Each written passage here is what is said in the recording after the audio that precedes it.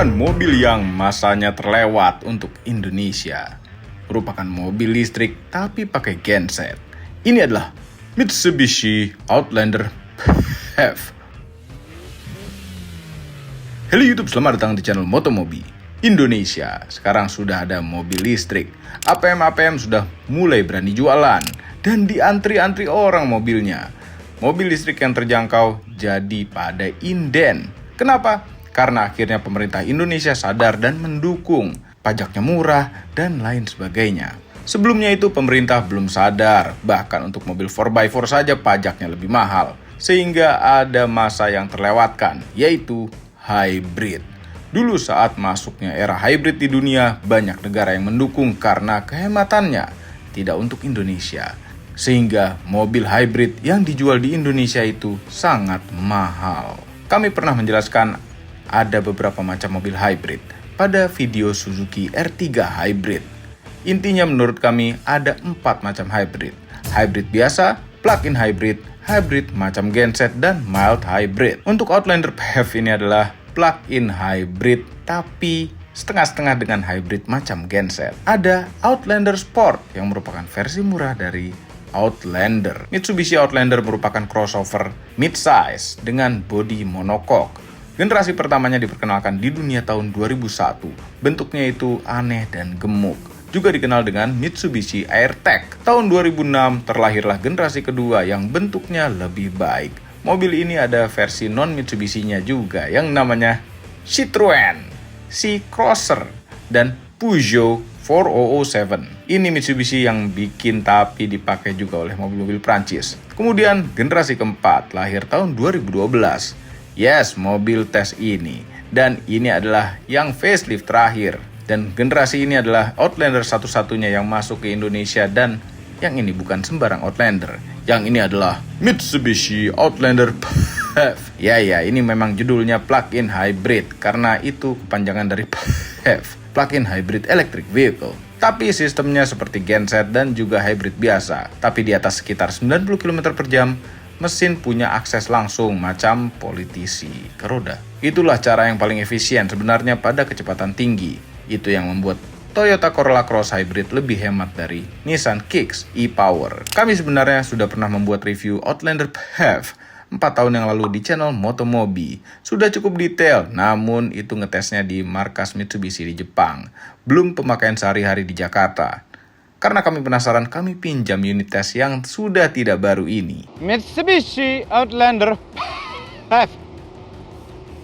Sekarang bentuknya tidak ganteng dan kurang gagah. Ya mungkin pernah ganteng dan pernah gagah. Karena sekarang sudah ada barunya lagi yang lebih ganteng dan gagah. Ini bentuknya seperti Pajero Sport yang dibuat tidak gagah. Tapi walaupun ini masih model lama, sudah dapat headlamp LED yang terang dan entah kenapa di setel ketinggian ini arahnya. Ya lampunya nggak full LED amat karena lampu sennya belum LED, lampu-lampu kecilnya belum LED, fogglamnya LED. Bentuknya itu cenderung biasa aja memang, nggak bikin orang nengok. Paling orang nanya-nanya ini Mitsubishi apa ya? Mirip Outlander Sport, mirip Expander. Oh, ini Mitsubishi kuda yang baru ya? Padahal ini adalah Mitsubishi Outlander yang terhormat, ya. Karena Outlander Sport itu yang di bawahnya gitu. Kayak Pajero Sport dan Pajero. Pajero Sport itu yang di bawahnya. Pakai kata-kata sport. Mitsubishi Pajero yang sudah tidak dijual lagi. Ada versi murahnya, yaitu Pajero Sport. Ya, odometernya sudah menunjukkan 17.000. Tapi sebenarnya di Jepang sudah keluar baru lagi tahun 2021 kemarin. Bentuknya jadi lebih keren, lebih gagah dan lebih besar juga. Wheelbase-nya dari 2670 mm menjadi 2706 mm. Panjang totalnya dari 4695 mm menjadi 4710 mm. Tentu juga semakin berat karena baterainya membesar untuk yang paling baru. Tadinya yang Outlander tes ini 13,8 kWh menjadi 20 kWh. Ya, sama-sama dengan lithium ion yang letaknya di kolong mobil. Baterai ini yang membuat mobil ini jadi hampir 2 ton beratnya. Tapi karena diletakkan di kolong, mudah-mudahan membuat titik beratnya menjadi lebih ke bawah untuk kestabilan, untuk mengimbangi beratnya mesin. plug-in hybrid 4B12 mesinnya.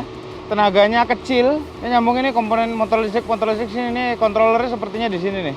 Jadi mesin itu ada yang ke semacam generator, ada juga ke roda depan. Nah, ke roda depan itu pakai direct drive, dia bukan pakai transmisi CVT atau gearbox 5 speed gitu, enggak. Ini rasio gigi aja yang bermain. Single speed. Posisi intake-nya cocok buat banjir, jadi bisa banjir segini nih.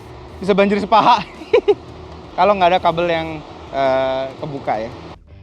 Mesin yang lama ini adalah 4B12 dengan kapasitas 2400 cc, namun hanya menghasilkan tenaga 126 PS karena di 4500 rpm. Padahal torsi maksimalnya adalah 199 Nm pada rpm 4500 juga. Andai ini berturbo pasti akan lebih kuat karena kami suka turbo. Tenaga tersebut disalurkan ke suatu dinamo pembangkit listrik atau ke roda depan kalau di atas 90 km per jam.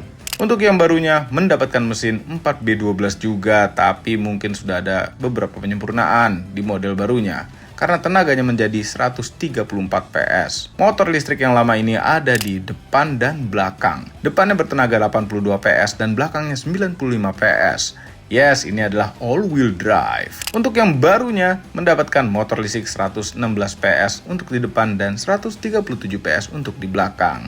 Ya, lebih kencang yang barunya. Jarak tempuh untuk full listrik dari 100% baterai yang lama adalah 54 km menurut spesifikasinya dan yang baru adalah 84 km. Tapi ya itu ya klaimnya. Kalau pemakaian di Indonesia pasti lebih pendek karena macet dan panas. Ini kalau baterainya full aja, range-nya menunjukkan 29 km saja. Ini kampas remnya juga pasti akan hemat karena lebih jarang dipakai dibandingkan dengan mobil internal combustion biasa. Ini mobil hybrid, ada regeneratifnya. Pengereman itu sebagian akan diabsorb energinya untuk regeneratif. Dapat velg 18 inch dan rem disc di keempat roda. Ya, pada zaman mobil ini mungkin 18 inch itu besar. Kalau yang belakangnya remnya tuh disc, ya nggak perlu banyak kepake juga tetap. Ini buat belakang. Sumber energi yang bisa dimasukkan ke dalam mobil ini ada dua lubang. Yang kiri adalah untuk BBM dan yang kanan adalah untuk listrik. Ini DC fast chargingnya model CHAdeMO dan colokan AC-nya pakai Type 1. Bukan CCS Type 2 yang biasa dipakai mobil listrik zaman sekarang. Di mobil tes ini tidak ada semacam adaptor atau charger biasa ke soket listrik rumah, tapi pasti biasanya dapat. Jadi kami tidak bisa melakukan charging, sayang sekali. Unleaded fuel only, dia nggak bilang sih round berapa nih. Tapi dengan mesin 2400 cc dapat powernya segitu, itu kayaknya downgrade. Powernya tuh di downgrade, jadi mestinya roundnya sih nggak perlu kayak Pertamax Turbo gitu, nggak perlu. Pertamax aja cukup nih harusnya. Ini bukanya enak. Suara apa itu?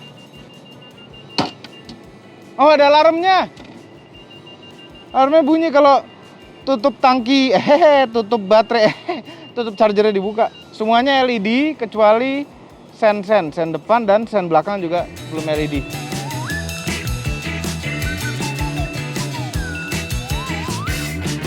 Coba bagasinya ini carrier lama, agak slow-mo.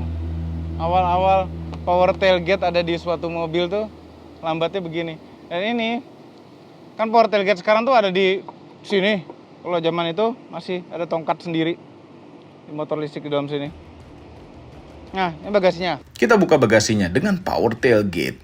Ini lumayan lega isinya. Sebenarnya dengan mobil yang cukup besar ini, seharusnya bisa dibikin 7-seater agar lebih laku di negara macam Indonesia ini. Bagian bawahnya masih bisa dibuka dan ada penyimpanan barang lagi, yang biasanya tersimpan mobile chargernya.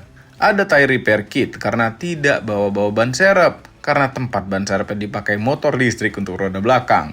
Ada colokan listrik AC 1500 watt di belakang sini. Oke, kalau bagasinya masih kurang luas untuk barang yang dibawa, jok belakangnya masih bisa dilipat belah 60-40. Bisa rata lantai sehingga bisa gelar kasur dan camping. Lumayan kan camping bawa-bawa genset 2400 cc. Sebenarnya kalau ngelihat belakangnya mobil ini, harusnya ini bisa untuk 7-seater. Kenapa? Ada cup holder di belakang. Ya buat apa 5-seater pakai cup holder di belakang? Kalau ini tempat handphone rahasia masuk akal. Cup holder, minuman rahasia. Iya juga ya, minuman rahasia. Kuncinya itu seperti ini. Ya, seperti kunci expander biasa, cuma dia ada pinggir-pinggirnya ini. Yang ini nggak kepake, nggak ada fungsinya. Yang ini fungsinya itu untuk mematikan timer pada charging kita. Jadi pada mobil ini bisa di set mau ngecharge tuh jam berapa sampai jam berapa. Nah, dengan kita mencet ini, itu mematikan settingan itu dan akan hidup ngecharge terus. Jadi kalau misalnya kita lagi pengen buru-buru ngecharge, pengen buru-buru penuh, ya padahal ngecharge-nya baru mulai jam 11 malam misalnya. Ya udah pencet ini, nah itu akan mematikan timernya. Saatnya kita bahas interior. Jok-joknya ini diselimuti kulit, bukan kulit yang mahal, tapi yang penting kulit yang asli. Walaupun tidak semuanya asli. Bentuk dashboardnya sudah agak ketinggalan sehingga berada di dalam mobil ini serasa di dalam mobil yang lama. Lampu kabinnya juga belum LED pula, yang lama terasa kuno. Tapi ada positifnya, karena ini mobil optionnya lengkap, jadi banyak sekali tombol-tombol fisiknya. Kami suka yang fisik-fisik, tapi kami tidak suka sekali melihat karbon-karbonan palsu. Tapi ada juga yang asli di sini, jahit-jahitannya.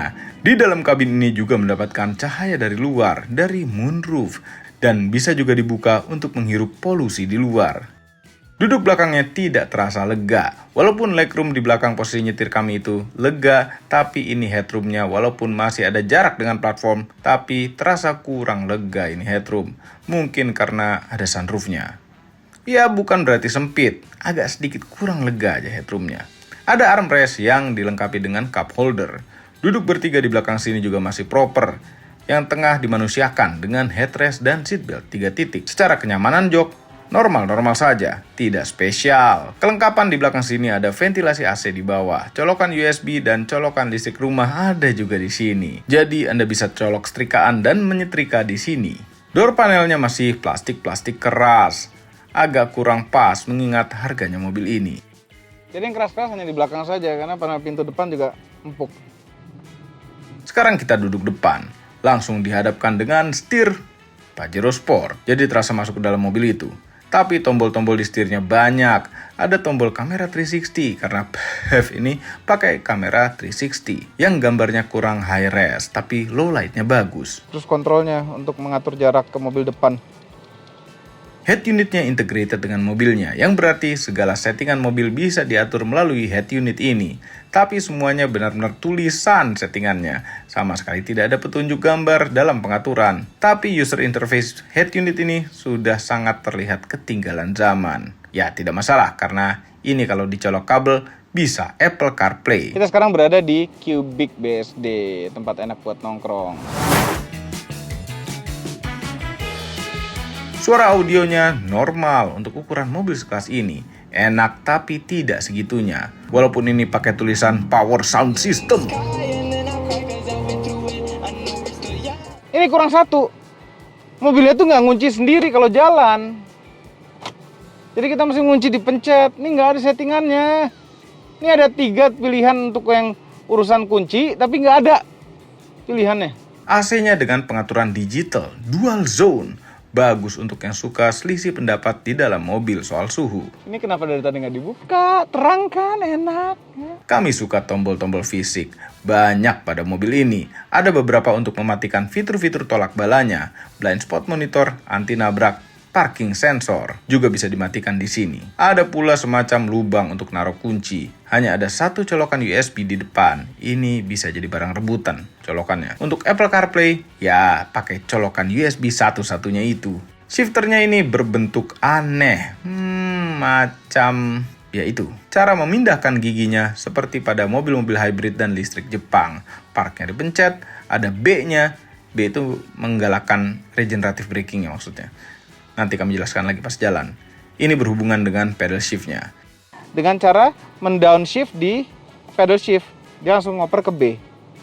Dan pedal shift ini bisa mengatur ada 6 level regeneratif. 0, 1, 2, 3, 4, 5, 6. 0, 1, 2. Ya 6 berarti kalau nama 0. Tapi ini regeneratifnya nggak regen amat. Tidak seperti mobil listrik seperti di Ioniq 5, Kona Electric. Itu yang regeneratifnya terasa sekali, kalau ini nggak terlalu terasa, bahkan yang di level 5. Nah, ini ada 2 tombol di dekat shifternya. Ada mode berkendara, normal untuk menyerahkan segala pengaturan ke mobilnya, safe untuk mengurangi pemakaian baterai dan memaksimalkan pemakaian mesin, charge untuk mesin standby nyala terus agar bisa ngecharge baterai terus-menerus. Kemudian ada tombol EV, itu benar-benar menggunakan baterai sampai baterainya habis tanpa mesin nyala. Kecuali di gaspol, kalau di gaspol mesinnya tetap nyala walaupun di EV mode dan baterainya masih penuh. Ini ada mode yang menarik, 4-wheel drive mode. Tidak bisa dijadikan 2-wheel drive, tapi mode-mode ini lebih mengarah ke traksi. Ada normal mode, snow mode, dan lock mode. Nanti kami akan coba off-roadkan sekalian. Nonton video ini sampai habis. Oh iya, ini ada sport mode-nya dan tombolnya terpisah dengan eco mode-nya. Berjauhan, seperti musuhan. Ada rem tangan jari dengan auto hold. Ya, untuk mobil elektrifikasi seperti ini, kami lebih cocok dengan rem tangan jari. Ada 2 tombol yang tidak berguna, yaitu pemanas jok. Kurang panas apa di Indonesia ini? Pakai dipanas-panasin lagi joknya. Instrumen clusternya pakai jarum biasa. Sebelah kanan untuk kecepatan, ya maksimal hanya 200 km per jam. Dan sebelah kiri bukan RPM. Ini adalah jarum untuk kehybridannya. Off untuk kalau mesin mati. Charge pada saat regeneratif braking. Dan jarum itu menunjukkan seberapa kuat regeneratifnya. Eco sampai ke yang putih itu adalah seberapa kuat kita memakai motor listriknya. Dan itu bagian biru apabila mesinnya hidup. Tapi bukan RPM, namun angka seberapa besar tenaga yang dikeluarkan mesinnya. Aneh sekali. Di tengah ada MID yang isinya adalah kehematan yang bisa di reset. Ada beberapa persen kita jalan tanpa mesin nyala. Untuk mengubah tampilan pakai tombol ini. Halamannya banyak tapi hanya bisa mengubah satu arah tampilannya. Jadi kalau kelewatan mesti muter lagi. Ada status dari sistem, ada down untuk skor kehematan. Tidak penting-penting amat itu. Ada ini yang menarik, yaitu SAWC. Ini fitur yang macam ada di Evo 10. Nanti kita coba pas jalan di tanah. Ada kapan waktunya servis, dan mobil ini sudah waktunya servis. Ada trip meter A dan B, yang bagian range bensin itu adalah gabungan baterai dan bensin. MID-nya mirip dengan yang ada di Expander, tapi hybrid. Pada bar sebelah kiri bukan temperatur mesin tapi isi baterai. Dan di bagian bawah ada bar untuk tahu seberapa kuat regeneratifnya. Kepraktisan pada mobil ini tidak oke-oke amat. Di pintu ada kantong pintu yang cukup besar, bisa untuk naruh botol. Di depan shifter ada 2 buah cup holder.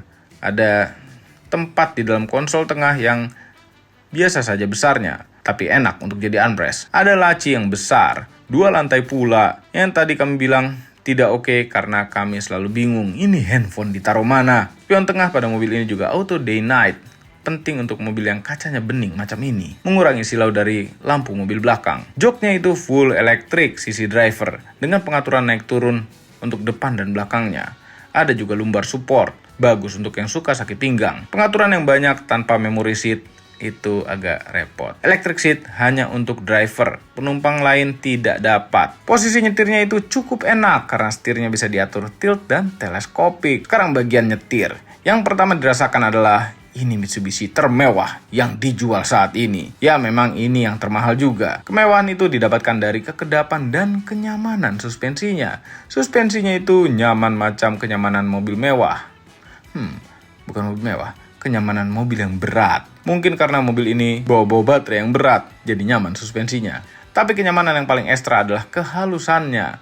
Karena apabila jalan biasa dan baterai masih ada, mesin tidak akan menyala. Kita jarang menyadari kapan mesin nyala dan mati, karena mesinnya pun halus sekali. Jadi benar-benar seperti mobil full listrik. Mesin akan menyala apabila kita gas yang agak dalam dan apabila baterainya sudah habis. Nyalanya pun sebentar, tapi itu di normal mode. Di safe mode dan charge mode itu mesin akan menyala terus. Bicara soal kehematan, semua tergantung berapa banyak isi baterainya. Kalau baterainya masih cukup untuk perjalanan Anda, jadi ini adalah mobil EV dan konsumsi listriknya diperhitungkan sesuai klaimnya, yaitu 4,7 km per kWh. Itu boros sekali untuk mobil listrik. Namun setelah kami pakai, kehematan listriknya itu lumayan. Di atas 6 km per kWh. Ya tidak terlalu pengaruh lah pemakaian listrik itu. Listriknya murah kalau kita ngecharge di tembok, bukan ngecharge melalui mesinnya. Dan ini lebih hemat lagi kalau di tol dengan full baterai. Itu bisa 10 km per kWh.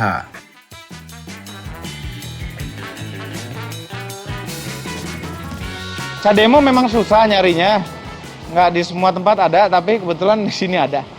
Di Cubic ada charger. Cuma nggak tahu kenapa nggak jalan, gimana caranya kami nggak ngerti. Padahal ini cocok sekali loh, ngecharge pakai nggak nyampe. Kenapa naruhnya di situ ya? Ya nggak nyampe. Soalnya kalau kita iya kepalanya harus ya pokoknya ini cademo. Kalau baterainya habis, maka jadilah ini mobil hybrid biasa dengan konsumsi BBM dalam kota 11 km per liter. Itu dengan kondisi Jakarta yang sangat macet. Dengan kemacetan yang sama kalau di Ayla kami bisa 9,5 km per liter saja. Jadi tetap hemat untuk pemakaian sehari-hari tanpa ngecharge. Dan kalau mau lebih hemat lagi memang ngecharge di rumah setiap malam dengan harapan tidak habis listriknya dalam seharian pergi. Kalau begitu lebih baik mobil listrik sekalian. Buat apa pakai PHEV? Ya, yang terbaik adalah kalau di luar kota saja. Kalau misalnya jalan keluar kota, baru pakai mesin. Karena titik beratnya agak di bawah, jadi walaupun ini mobil berat, ada rasa stabilnya. Dan karena ini adalah mobil listrik, kalau di bawah 90 km per jam, maka torsinya pun torsi motor listrik. Tidak ada perpindahan gigi sama sekali, smooth seperti normalnya mobil listrik. Tidak terasa tiba-tiba sudah kencang. Tapi seberapa kencang? Kita tes 0 ke 100 km per jam. 0-100. Kita matikan traction control, sport mode. Yuk, basah-basah hujan. Jalanan lebih licin dari biasanya. 1, 2, 3.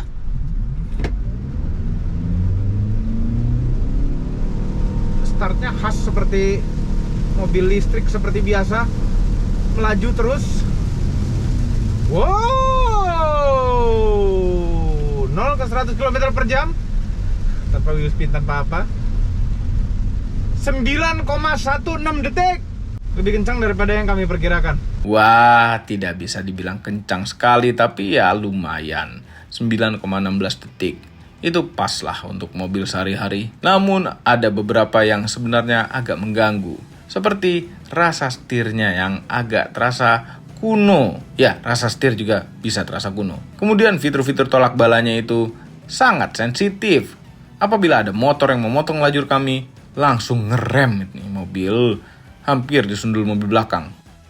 Suara motor itu masih ada kedengeran masuk, cuma ya masih wajar lah. Sewajarnya mobil seharga ini. Ini sekarang normal mode. Kalau kita kita pindah ke safe mode, itu dia mengurangi jumlah pemakaian baterai dengan memprioritaskan yang dari mesin. Tapi ini mesinnya masih belum nyala juga safe mode. Safe mode tuh sama normal mode beda-beda tipis. Kemudian charge mode itu ya, ini mesinnya ngecharge, charge baterai terus-menerus sampai baterainya penuh. Nah, EV mode mesin akan mati dan terus pakai baterainya untuk ke roda. Cuma kalau kita nginjek gas agak dalam, nyala juga tuh mesin. EV mode-nya mati. Sekarang EV lagi. Jadi menghabiskan lebih banyak baterai lah. Karena mesinnya nggak nyala-nyala di EV mode. Nah, kemudian kalau di Eco mode, nah itu pengaruhnya ada juga ke AC. AC-nya jadi nggak dingin untuk menghemat. Karena AC itu berat sekali bebannya. Sport mode, kalau kita pencet, ini pedal gasnya jadi sangat sensitif sekali. Dicolek gas dikit, mobilnya langsung lari. Ini rasanya tuh torsinya tuh instan ya, seperti torsi mobil listrik seperti biasa. Instan langsung foot. Karena mesinnya itu benar-benar sebagai genset kalau di bawah 90 km per jam. Kalau di atas 90 kita injek gas, mesinnya langsung nyala untuk ngasih energi putaran langsung ke roda. Nah, regenerative braking. Regeneratifnya memang di kondisi biasa kita lepas gas itu akan ada regeneratif juga sedikit. Ya, walaupun nggak banyak. Kalau kita nginjek rem, regeneratifnya semakin banyak. Nah, kita bisa atur di sini kalau kita tarik pedal shift sebelah kiri, regeneratif ini B3 nih. Tambah lagi B5 sampai. Nah, B-nya ini sama dengan kita oper ini ke belakang, shifternya ke belakang. Coba lihat shifternya. Ini kan di D, terus kita ke B, gini.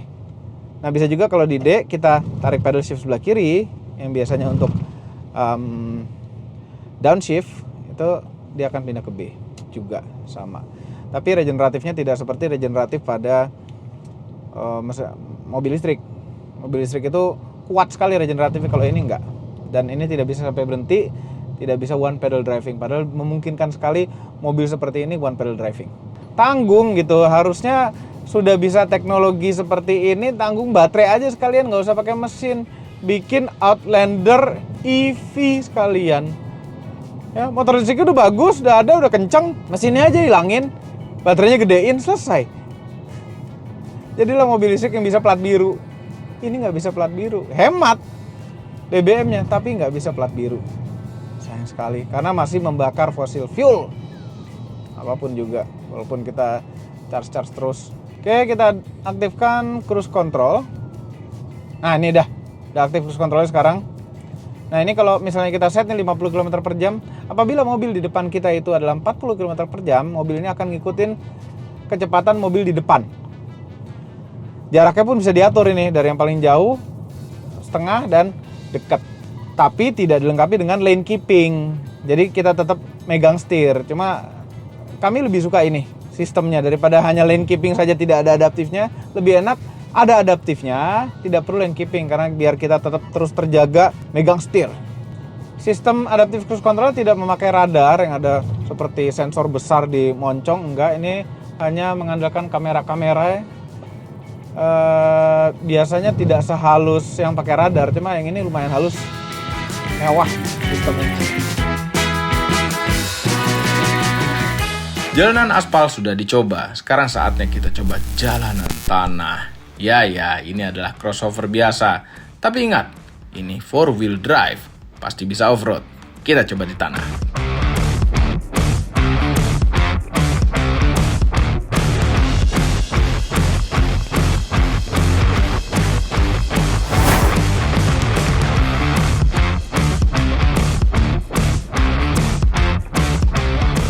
Tidak jago di tanah. Alasan pertama adalah ban yang memakai ban aspal. Ground clearance-nya tidak sampai 200 mm, bahkan masih tinggian expander kalau urusan ground clearance. Dan satu lagi adalah travel suspensinya. Travel suspensinya ini macam crossover biasa, pendek-pendek. Padahal torsi motor listriknya enak buat off-road. Mobil ini bukan hanya bisa jadi genset untuk kebutuhan sendiri, tapi bisa juga untuk bagi-bagi, karena output listriknya bisa sampai 1500 watt. Jadi kalau rumah Anda tidak punya genset, dan kebetulan lagi nyari genset, dan kebetulan yang sama juga lagi nyari mobil, memang Outlander ini adalah solusinya. Tapi di Indonesia Outlander PHEV ini tidak laku. Padahal tahun 2014 ini adalah mobil plug-in hybrid terlaku di dunia. Yes, dulu karena peraturan Indonesia yang belum mendukung membuat harganya itu jadi mahal sekali, yaitu 1.322.700.000. Namun sekarang sepertinya ada diskon besar-besaran yang berubah menjadi 898 juta. Wah, diskon 400 juta lebih. Ini harganya sudah mulai masuk akal. Tapi sayang sekali ini adalah model yang lama, belum model yang baru. Kami tidak tahu yang baru ini akan masuk Indonesia atau tidak. Kami agak pesimis. Overall, mengenai Mitsubishi Outlander PHEV, merupakan mobil yang tepat untuk Anda yang ingin mobil listrik nyaman dan masih suka jalan-jalan keluar kota. Karena untuk di dalam kota, bisa minum listrik yang murah, dicolok di rumah. Dan untuk keluar kota, bisa minum bensin. Semua ini adalah opini pribadi saya. Kami tim Motomobi tidak dibayar oleh siapapun dan apapun yang terlihat pada video ini.